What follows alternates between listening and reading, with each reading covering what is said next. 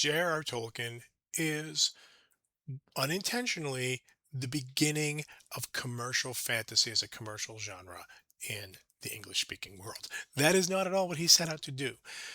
The Lord of the Rings is a massive novel. It is not a trilogy in our sense of the word. It is not three novels in a tight series. It is one novel that has been artificially divvied up into three separately sold volumes by the publishers in the mid 50s, because the book seemed to them just too damn long, so they sold it as three books.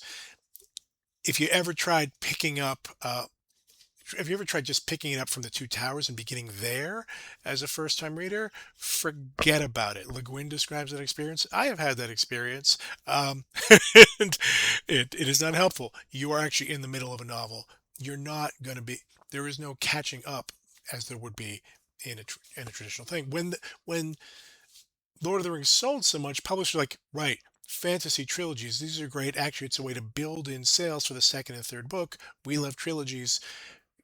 Books should be in fantasy should be trilogies, whether the writer wants them to be or not.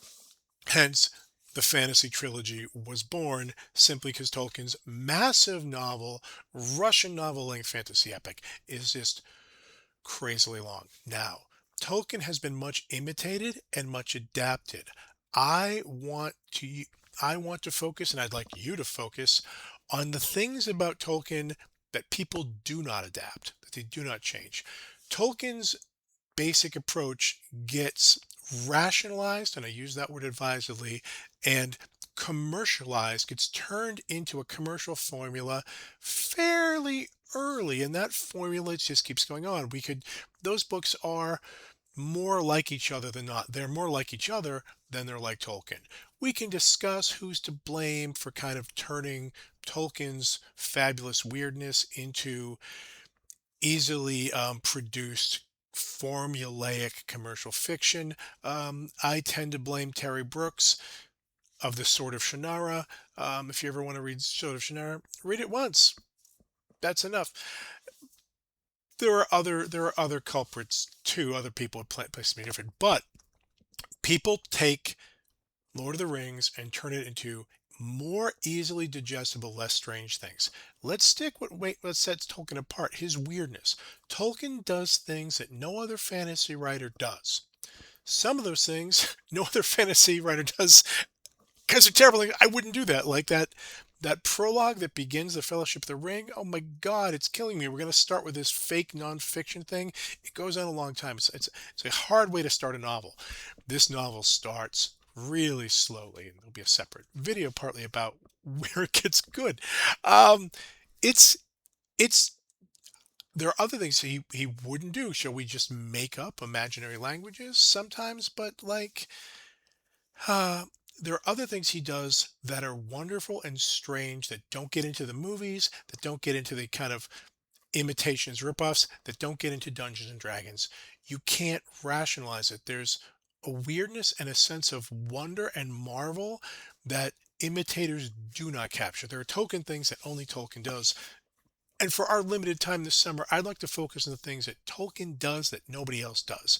The things that everybody takes from Tolkien, you can get anywhere.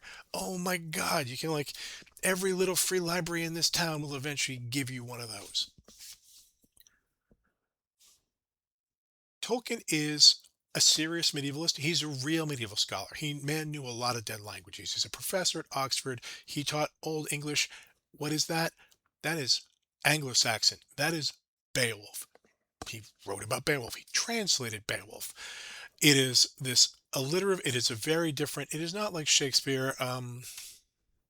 Old English sounds like what we got then in yada dagam yada yada in Yefremedon. I did a yada yada in there. Pardon me. The opening of Beowulf. It is a language that has to. It is a dead language that has to be learned with a grammar and a dictionary through practice, like a foreign language. He knows a lot of other foreign epics. Famously, famously, Tolkien is putting a lot of things he has borrowed from medieval epics, especially northern medieval epics, into his books in various ways. Um, they're all over Middle Earth. There are various moments where just doing a bit from Beowulf or from some other classic bit of Old Norse or Anglo-Saxon or Finnish legend. He is also replicating the experience of reading these ancient texts. Unlike reading comparatively common dead languages like Latin and ancient Greek, reading these dead languages gives you a tiny subset. There are only a few surviving works from these rich and now vanished cultures. So, getting references that you don't understand that are clearly part of a larger cultural resonance, that is something that a medievalist has the experience of doing all the time. Famously, in The Lord of the Rings, there's a whole backstory, there's a whole mythology that is not explained in this text. Yes, you can go to the Silmarillion and find some of it, but not all of it.